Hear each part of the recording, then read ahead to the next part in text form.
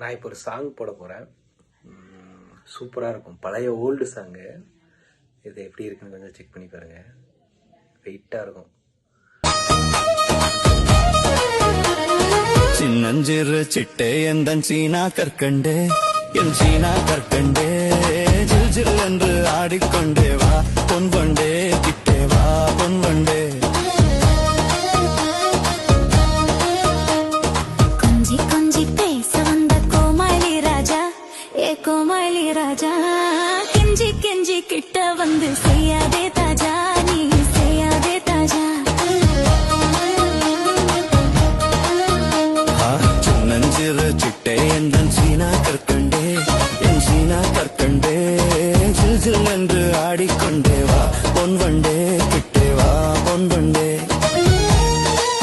இந்த பாட்டு சீரியஸாகவே சூப்பராக இருக்கும்.